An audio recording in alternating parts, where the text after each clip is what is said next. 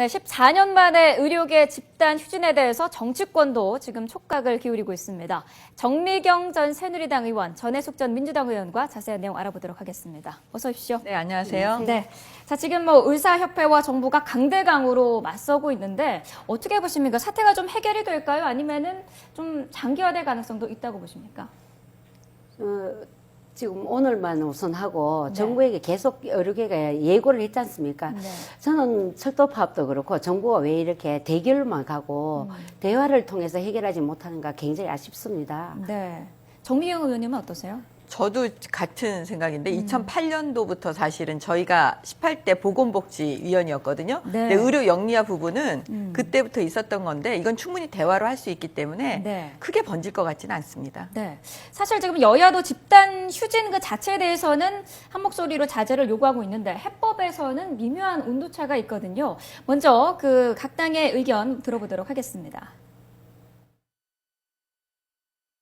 국민이 외면하는 파업은 의료계의 명예와 신뢰만 실추시킬 뿐더러 나아가 집단 이기주의라는 비판을 면치 못할 것입니다. 의사협회는 국민들의 불편과 고통을 헤아려 집단휴직 계획을 즉각 철회하고 우선 의사들의 집단 휴진이 현실화되는 것은 국민 누구에게도 도움이 되는 일이 아닙니다. 이 사태의 근본적 원인은 국민과 소통하지 않는 박근혜 정부에 있습니다. 건강보험과 국민보건의 시급한 사안들은 외면한 채 추진하는 원격 의료와 의료 영리화는 중단되어야 합니다. 네. 정치권도 아무래도 이 사태를 어떻게 풀어나가야 할지 고민할 수밖에 없을 것 같은데 아무래도 지방선거에도 영향을 좀 주지 않겠습니까? 지방선거에까지 영향을 줄 때까지 지금 지방선거 좀 남았잖아요. 네. 이게 장기화되지는 않을 것 같아요. 네. 제가 볼 때는 이 부분은 아마 정부하고 조금 얘기를 좀 하면 아마 네. 정부가 적극적으로 이제 대화를 시도할 것 같거든요. 네. 그러니까는 쉽게 그냥 해결될 수 있을 수도 있습니다. 네. 전 의원님은 어떻게 보세요? 의사협회는 원래 이제 전통적으로 친정부기관, 정부의 자세를 많이 취하고 있어요. 네. 이런 데가 이렇게 반정부적으로 나온다는 거는 굉장히 정부가 많이 반성해야 되고 지금 주장들이 자기들이 이기주의적인 주장이 아니고 공공이익을 위해서 주장하고 있는 거거든요. 네. 전 정부가 이렇게 불통으로 간다면 상당히 선거에 영향을 미칠 수 있다. 저는 그렇게 봅니다. 네. 어떻습니까? 이번 사태가 그 말씀하신 것처럼 대화의 부족이다, 소통 부족이다라고 보시나요? 저는 사실은 좀 다른 생각을 갖고 있는 게 네. 의학분업 때부터 그러니까 2000년도라고 제가 기억을 하는데요. 그때부터 사실은 이 전문가 집단이잖아요. 네. 의사 쪽에서는 계속 지금 어떻게 보면 양보를 많이 한 부분이 많거든요. 네. 그러니까 그때부터 계속 쌓아오고 있는 거지 이게 단지 지금 박근혜 정부만의 문제가 여기에서 잘못해서 소통을 잘못해서 한 문제는 아니라고 저는 보여지거든요. 네. 예. 어떠세요? 아무래도 이 집단 휴진 의사를 밝히면서 네. 좀 정부가 그동안 강경 대응을 하면서 더 반발이 심해졌다 이런 의견도 있는데. 그래서 대화의 창구에 나갔었거든요. 네. 계속 예고를 하면서도 사실은 파업보다는 대화를 하기를 원했는데 정부가 지금 복지부가 마음대로 할 수 있는 게 아니에요. 여기에는 보면 경제부, 기재부가 더 관여를 많이 하거든요. 네. 지금 의사협회는 이거 이렇게 하면 일반 의사들 다 죽고 재벌만 살찌우는 이런 정책은 하면 안 된다. 그리고 이게 바로 국민들의 건강과 의료비에 영향을 미치고 있다라고 주장을 하고 있는데도 복지부가 제 목소리를 못 내는 거라고 봅니다. 네.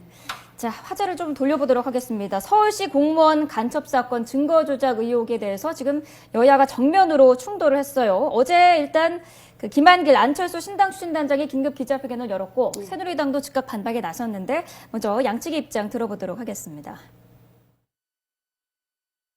다시는 국가 기강을 흔드는 이러한 사태가 재발되지 않도록 단호한 조치를 취해 주시기를 촉구합니다.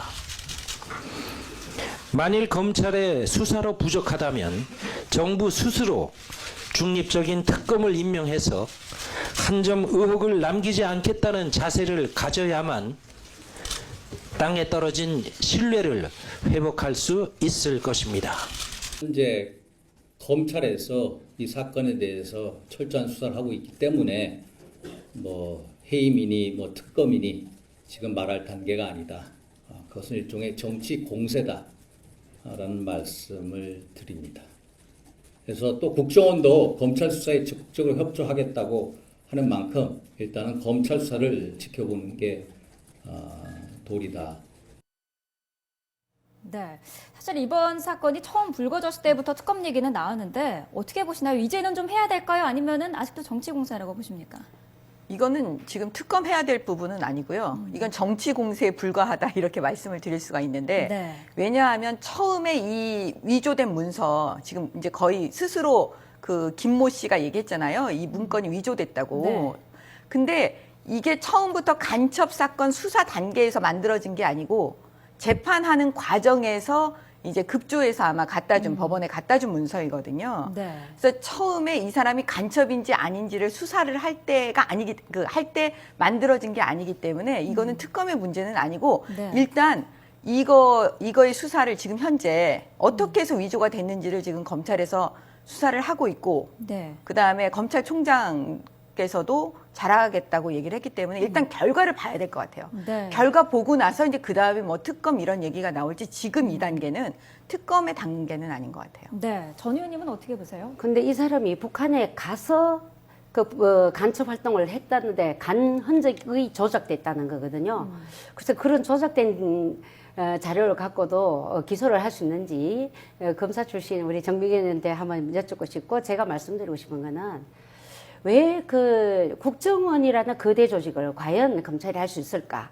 국정원 대선 개입 사건을 하려고 했을 때 최동 검찰총장을 비롯한 많은 검사들이 상당히 심각한 데미지를 입었잖아요. 그래서 국민들은 굉장히 이건 할 수 없다라고 보고 야당도 그런 차원에서 특검 주장을 하고 있다고 저는 보고요.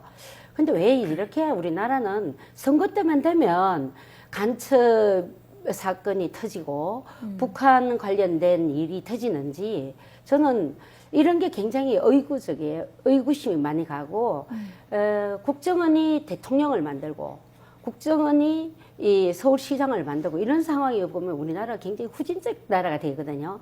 저는 그런 부분에서 이것은 특검을 해서라도 밝혀야 된다 이렇게 봅니다. 네. 아까 여쭤보신 거 제가 이제 답변을 해보면 네. 수사를 했던 사람으로서 그 북한에 들어갔던 거는 일단 인정되는 부분이 있어요. 본인이 자백하는 부분이 있어요. 그러니까 어머니 돌아가셨을 때 북한에 갔다 왔다고. 근데 문제는 이 유모 씨라는 지금 간첩이라고 지목돼 기소된 이 유모 씨가 사실은 이름을 몇 번씩 바꿔요. 네. 그다음에 성도 바꿔요.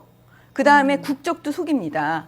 자기는 중국 국적인데 그거 중국 국적자가 아니고 북한 국적자라고 속였어요. 네. 그다음에 뭐냐면 탈북자라고 속이면서 대한민국에 정착하면서 지원금도 받았어요. 그거 할 때 아마 문서 위조했을 겁니다. 그러니까 스스로 문서를 위조한 사람이에요. 그다음에 서울시에 취직을 했어요. 도대체 왜 그랬을까요? 그리고 그 동생이 나타나서 오빠가 간첩이라고 진술을 했고 그다음에 증거보존 절차라고 그래갖고 수사 단계에서 판사 앞에서 진술하는 게 있는데 그것도 진술을 할 때 간첩이라고 얘기를 했어요. 네. 그다음에 또 보위부에서 북한의 보위부에서 발급한 청년 동맹원증을 가지고 있었어요. 그러니까 이런 것 때문에 사실은 그럼 대한민국 어느 검사가 기소를 안 하겠어요. 예. 그래서 기소를 했는데 그게 이제 그 여동생이 그 법원 단계에서 말을 바꾼 거죠. 그러니까 단지 이게 신빙성이 있느냐 없느냐 해서 법원에서는 신빙성 없다 해가지고 증거 부족해서 그거를 무죄로 한 거지 네. 아니다 기다라고 판단한 건 아닙니다. 네. 외국에서는 거짓말이 드러나면 그 전체를 다 부정하는 그런 법도 있다고 하더라고요. 그래서 그 사실은 굉장히 진실에 기초한 그런 조사를 해야 된다고 보고 저는 정말 이게 국제적 망신이라고 생각을 해요. 네. 이게 우리나라의 문제가 아니거든요. 중국의 자료를 우리가 이렇게 조작했다. 이런 건 참 문제가 있다. 그래서 이 정치가 이 경제도 발전하고 우리나라 스포츠도 발전하는데 정치가 굉장히 후진적으로 이렇게 해서는 안 된다. 저는 그렇게 생각합니다. 네. 자, 요즘 정치와 관련된 TV를 보면은 아주 사이좋게 나오는 두 분이 계시죠. 김한길, 안철수 두 의원인데 어떻습니까? 이제는 뭐 적극적인 단결과 통합의 모습을 계속해서 보이지 않을까요? 이번에 그 안철수와 김한길 그 대표가 합당을 한 거는 네. 사실은 안철수 의원한테는 미치는 장사고 그다음에 김한길 대표한테는 엄청나게 남는 장사이기 때문에 적어도 이 지방선거의 성과를 낼 때까지는 네. 뭔가 보여줄 때까지는 김한길 대표가 계속 안철수 의원한테 양보해주는 모습을 보일 것 같아요. 이번에도 네. 그래서 결국은 또 이렇게 또 합의가 됐잖아요. 네. 앞으로 그런 모습을 계속 보일 것 같습니다. 당분간은. 네, 어떻습니까, 전혀? 역시 그 여당 쪽에 계신 의원님답게 굉장히 정치공학적으로 보시네요. 굉장히 순수하게 좀 보셨으면 좋겠고, 물론 그 말씀에 일리는 있지만, 그래도 굉장히 안철수 의원이 자기 모든 것을 잃어가면서 사실 합당한 거예요. 그래서 저는 굉장히 순수하게 우리나라 정치 문화를 좀 바꾸자 하는 그런 의미로 했다고 봅니다. 네. 뭐 두 분의 그 모습은 보기가 좋습니다만 아직 갈등의 불씨가 좀 남아있는 사람도 있어요. 그 새정치연합의 윤여준 의장인데 그동안 좀 뼈 있는 말들을 해왔거든요. 먼저 들어보도록 하겠습니다. 네. 고별설의 진상을 좀 밝혀주시죠, 의장님. 누가 고별설을 얘기했어요? 아니, 뭐 일각에서 돌고 있는데 한번 좀. 그럼 일각에서 그런 말 하는 사람한테 가서 물어보세요. 나는 그런 말 하는데 그런 말 하는 적 창당 없어요. 방식이 정해지면 떠나시겠다고 말씀하시는데 결심. 아니 창당 방식이 정해지면이 아니죠. 창당 과정을 지켜보고 그 과정에서 나타나는 민주당의 진정성을 평가한 다음에 그때 가서 내 거취를 고민하겠다. 이게 내 정답이에요. 네. 뭐 창당 과정 얘기도 나오고 민주당의 뭐 진정성을 계속해서 보겠다 이런 얘기도 나오는데 어떻습니까? 민주당의 진정성을 왜 이렇게 의심하고 있을까요? 몇 번 상처를 받으셨죠. 또 안철수 의원으로부터도 본인이 그런 서로 대화하지 못하는 거는 좀 잘못된 거였죠. 네. 특히 윤여준 의원님 같은 분은 모셔왔는데 또 이분이 굉장히 대외적으로는 아주 선명하게 정치를 하는 그런 좋은 이미지를 갖고 계시는데 네. 그런 부분에서는 본인이 상당히 서운했지 않나. 우리 어른을 잘 섬기라고 했는데 네. 예, 그런 부분에서 좀 있을 것 같아요. 네, 어떻습니까? 지금 뭐 시작부터 조금 삐그덕거리는 모습을 보였는데 좀 앞으로 문제가 되지 않을까요? 저 윤여준 의장하고 굉장히 악연인 분이 서른 의원이시잖아요. 네.